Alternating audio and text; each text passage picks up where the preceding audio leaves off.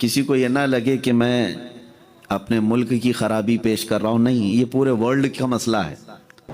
آج ہم جس دور میں زندگی گزار رہے ہیں یہ قیامت سے قریب کے دن ہیں، اور اس زمانے کے بارے میں اللہ کے حبیب صلی اللہ تعالیٰ علیہ وسلم کی بہت سی بشارتیں ہیں جو بالکل من و عن صحیح ثابت نظر آ رہی ہیں۔ ان میں اب جو قریب ہے جو ظاہر ہونے والی علامات میں وہ عالمی جنگ کا ہونا، اس کے آثار اب دنیا میں صاف نظر آنے لگ رہے ہیں، اس کی نشانیاں صاف نظر آنے لگ رہی ہیں۔ ہمارے یہاں خود دیکھ لیں آپ، میڈیا کے پاس اس سے بہتر مدعا کچھ ہے ہی نہیں۔ 24 گھنٹے ان کے ڈیسک پر اگر کوئی ہاٹ ٹاپک پر گفتگو ہوتی ہے تو اسلام ہے، اور اسلام کو اس طرح سے کوریدا جاتا ہے تو اسلام کی ایک ایک چیز پر یہ حلال ہے، یہ برقع ہے، یہ اذان ہے، یہ اذان کے الفاظ میں یہ ہے، یہ نماز کے رکوع میں یہ ہے، سجدے میں یہ ہے، ان کے کلمے میں ورڈ یہ ہے۔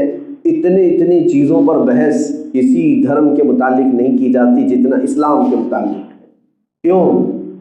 اسلام پورے دنیا کا ایک ٹارگٹ کیوں بنا ہوا ہے؟ ساری دنیا اسی کو زیر بحث کیوں لاتی ہے؟ کوڑھیوں کا کوئی حسد کرنے والا نہیں ہوتا، کوڑھ کی بیماری والے سے کوئی حسد نہیں کرتا، حسد جو ہے حسن والے سے ہی کیا جاتا ہے۔ تو بات تو اتنی سمجھ میں آئی کہ بہت زیادہ اگر ہم موضوع بحث ہیں تو کچھ تو حسن کی بات ہے۔ تمہارے پاس کوئی چیز ہے، وہ سب سے ویلیوبل چیز ہے۔ آج چاہے کچھ بھی لٹ جائے تمہارے پاس، لیکن ایک چیز ہے، وہ کیا ہے؟ اپنے پاک صلی اللہ علیہ وسلم کی محبت۔ یہ سب سے قیمتی چیز ہے جو تمہارے پاس آج بھی ہے، اور دنیا اسی سے خوف زدہ بھی، اسی سے ڈرتی بھی ہے۔ اس پر فخر کرنا سیکھو، پھر دنیا تمہیں کبھی خرید نہیں سکتی۔ میں آپ کو بتاؤں، نبی پاک صلی اللہ تعالیٰ علیہ وسلم کے محبت پر صحابہ کرام اور تابعین، اولیاء کاملین کیسے فخر کرتے تھے۔ علامہ شہاب الدین قلیوبی ایک واقعہ لکھتے ہیں، 3 نوجوان بھائی تھے، ایک عیسائی بادشاہ کی قید میں آ گئے، دوسری کنٹری تھی، گرفتار ہو کر اریسٹ ہو کر آئے۔ اب ان کو گرفتار کر کے جب لایا گیا تو بادشاہ نے آفر کیا ان تینوں بھائیوں کو، تینوں کی عمر جوانی کے ہیں، تو بادشاہ نے آفر کیا کہ تم ہمارے دین میں داخل ہو جاؤ، تمہیں ہم یہاں پر اچھی نوکری بھی دے دیں گے اور تمہیں معاف بھی کر دیں گے۔ لیکن تینوں نوجوان، عزیزو، وہ یہی نوجوانوں کی بات میں کہہ رہا ہوں، چاہے کفر کی دھرتی پر ہو، فخر اپنے مصطفیٰ پر ہونا چاہیے۔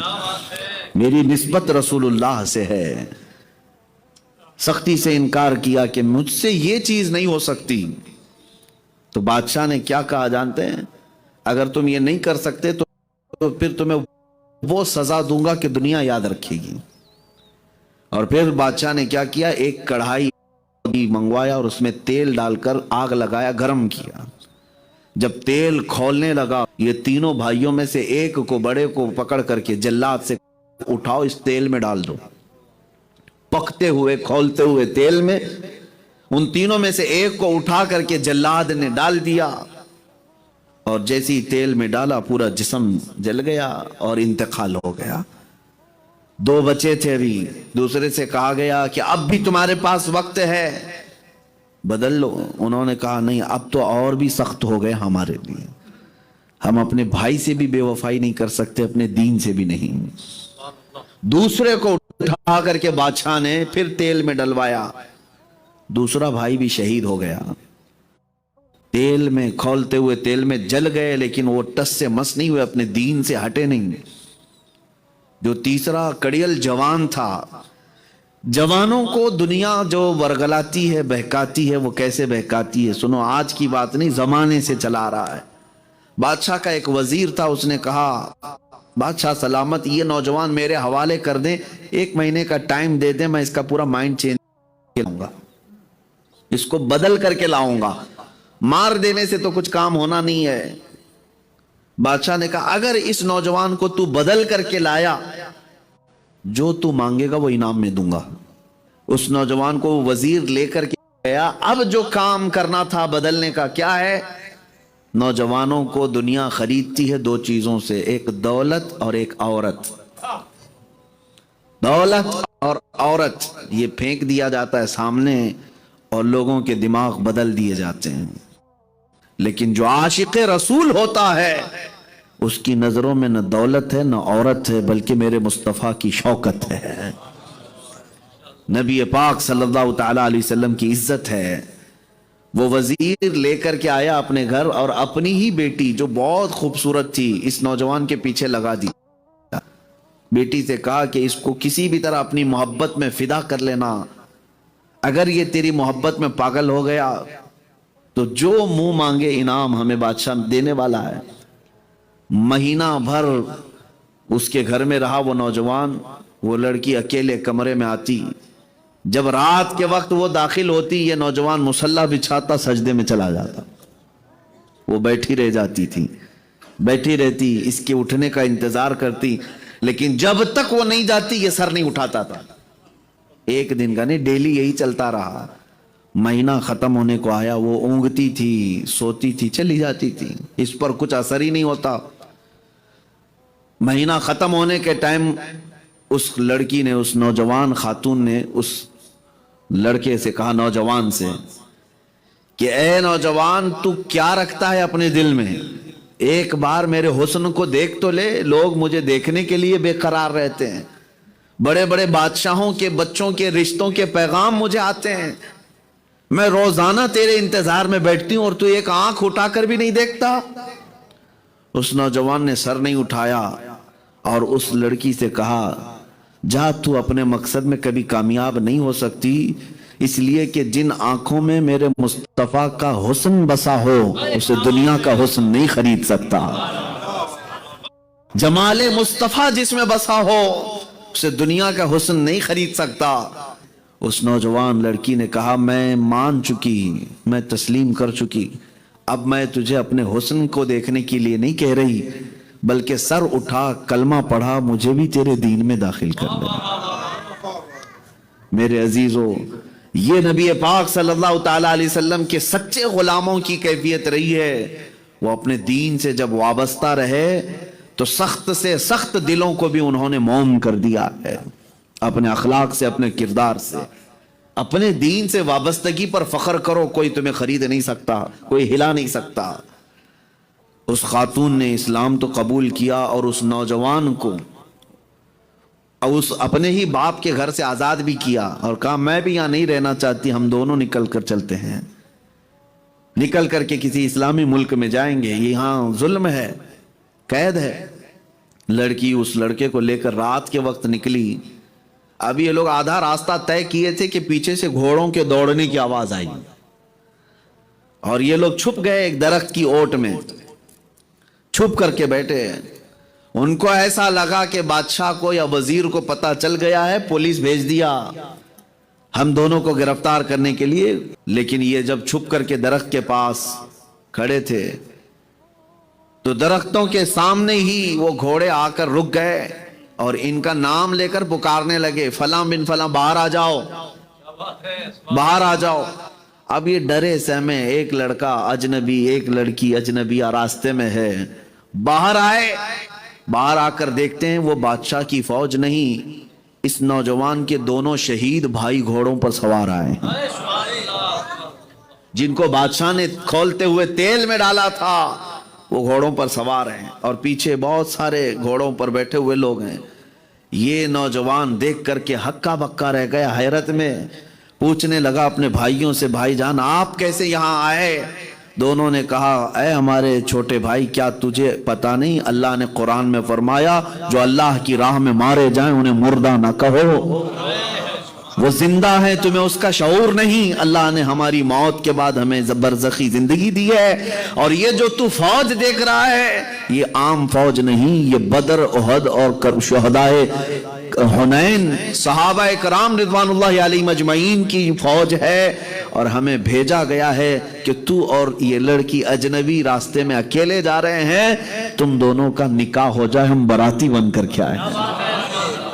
अजीज़ान गिरामी वक़ार, नबी पाक सल्लल्लाहु ताला अलैहि वसल्लम से मोहब्बत करने, वफा करने वालों की जिंदगियां, हो सकता है कुछ आजमाइशें आ जाएं लेकिन उसके बाद उजाला ही उजाला है। میرے عزیزوں یہ میرا چیلنج ہے پوری دنیا میں، جو اسلام کے اندر روحانیت ہے، جو مسلمانوں کا آخرت سے تعلق ہے، اللہ رب العزت کی بارگاہ میں کھڑے ہونے کا تصور ہے، لا کر کے دکھاؤ۔ کسی دھرم میں کسی دین میں یہ چیز نہیں مل سکتی، اس لیے کہ اسلام کو پوری دنیا میں تم ہزار موضوع بحث بناؤ، لیکن اسلام میں آنے والا جو اپنے اندر فیلنگ محسوس کرتا ہے وہ دنیا میں کہیں محسوس نہیں کر سکتا۔ آج آپ مسجد میں آئے ہیں جمعہ کے لیے اتنی کثیر تعداد میں، مجھے بتاؤ کیا امام تمہیں گھر سے لانے گیا تھا، یا مؤذن تمہارا ہاتھ پکڑ کر کے یہاں لایا ہے، یا کوئی ایسا بادشاہ ہے جو تمہیں ڈنڈا مار کر کے گھر سے بھیجا ہے؟ کون ہے؟ کس نے تمہیں بھیجا یہاں پر؟ لیکن جمعہ کی ادھر اذان کی آواز آتی ہے کہ دوڑے دوڑے بھاگے چلے آتے۔ یہ کون سا خوف تمہارے سینے پر ہے؟ نہ بادشاہ کا ڈر ہے، نہ امام کا ہے، نہ مؤذن کا ہے، نہ وقت کے کسی سیٹ کا ہے۔ تم خود ہی یہ جو مسجدوں کی صفوں میں کھڑے ہوتے ہو، یہی جو تعلق باللہ ہے، اللہ سے جو تعلق ہے، یہ کہیں پر بھی مل نہیں سکتا، یہ کہیں نہیں مل سکتا۔ یہ آج بھی نہیں بلکہ ہر زمانے میں مسلمان اگر کسی بات پر متحد رہے، وہ اپنے رب ذوالجلال کے سے تعلق اور مصطفیٰ کریم کی محبت پر متحد و متفق رہے، اور یہی وہ طاقت ہے جس کو دنیا چاہتی ہے کہ ختم کر دیا جائے۔ بہرحال میں جو بات عرض کرنے جا رہا تھا وہ کچھ اور تھی۔ میں تمہارے متعلق یہ کہنا چاہ رہا تھا، قیامت کے قریب جو بڑی علامتوں میں سے ہے وہ دجال کا آنا ہے۔ اس سے پہلے جو حالات ہونے والے ہیں وہ جنگ کے جیسے حالات جو آج پیش کیے جا رہے ہیں، یہ فیلڈ ہموار کی جا رہی ہے، میدان تیار کیے جا رہے ہیں، جگہ جگہ پر اسی طرح کے ووادت بیانات اور مسلمانوں کے نفس کو، ان کے نبض کو بھڑکانا، ان کی روح کو تڑپانا، ان کے کلیجے کو تکلیف دینا، جس کو وہ حضور پاک صلی اللہ علیہ وسلم سے سب سے زیادہ محبت رکھتے ہیں، ان مقدسات کو چھیڑ چھاڑ کرنا، یہ پوری دنیا میں چل رہا ہے۔ آج حقیقت یہ ہے کہ ہماری جی ڈی پی کا حال کیا ہے، ارتھ ویوستھا کا حال کیا ہے، اکنامی کیا سے کیا ہو رہی ہے، پورا انٹرنیشنل ہماری امیج کیا بن رہی، اس سے کوئی غرض نہیں، لیکن یہ ہے کہ یہ چند ظالم ہمیں لڑا کر کے دیش کے ماحول میں آگ لگا کر یہ باہر بیٹھے دیکھتے رہے کہ کیسے لڑ رہے ہیں۔ میں نوجوانوں کو ہمیشہ یہ بات تلقین کرتا آیا ہوں کہ اس ظالم دنیا سے خوف زدہ کبھی نہ ہونا۔ یہ زیادہ سے زیادہ کیا کر سکتی ہے دنیا؟ موت۔ اس سے بڑی دنیا میں سزا ہے کوئی؟ میں تمام دیش واسیوں سے بھی کہوں گا کہ آج سنبھل جاؤ، یہ ہمارا وطن عزیز ہے جس کو ہمارے پرکھوں نے اپنے خون سے سینچا ہے۔ تمہیں پتہ بھی ہے کہ اس دیش کے لیے کتنی قربانیاں ہوئی ہیں، سبوں کی ہوئی ہیں، سبوں کی قربانیاں۔ 1 لاکھ سے زیادہ لوگ قتل ہو چکے ہیں، 1.5 لاکھ کے قریب آزاد کرانے کے لیے اس بھارت کو کتنی جانیں گئی ہیں۔ 30,000 علماء کو درختوں سے لٹکایا گیا تھا، کشمیر سے لے کر دلی تک ہر درخت پر ایک عالم کی لاش بھی نظر آتی تھی۔ یہ ساری قربانیاں ہمیں پتہ ہے، ہم نے تاریخ دیکھی ہے اس دیش کے لیے، اور وہ بھی 1-2 سال کے آندولن پہ نہیں یہ بھارت ہمارا آزاد ہوا۔ 1857 سے لے کر 1947 تقریباً 90 سال کا عرصہ گزر جاتا ہے۔ 90 سال کے سنگھرش کے بعد، سٹرگل کرنے کے بعد جب یہ بھارت ہمیں اس طرح کی کیفیت کے ساتھ آج ملا ہے، تو یہ ظالم دوبارہ اس کو اسی کیفیت میں مبتلا کرنے کی کوشش کر رہے ہیں۔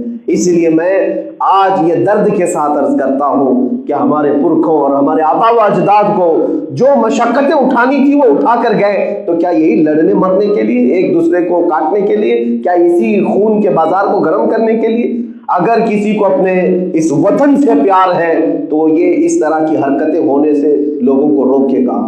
میں حکومت وقت سے بھی کہتا ہوں، ڈپارٹمنٹ سے بھی کہتا ہوں، اگر آپ سیریس ہیں اس میٹر پر تو یہ زہریلا ماحول بنانے والوں کو روک دیا جائے۔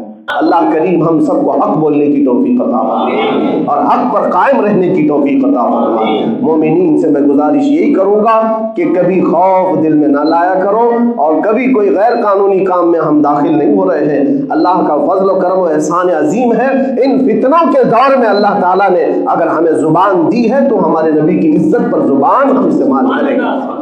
حضور کے دفاع میں، حضور کے ڈیفنس میں جب تک موت نہیں آئے گی ہم بولتے رہیں گے انشاءاللہ۔ اللہ کریم ہم سب کو دین حق پر اور حضور کے سچے غلاموں کی جماعت میں شامل فرمائے۔ وآخر دعوانا الحمدللہ رب العالمین۔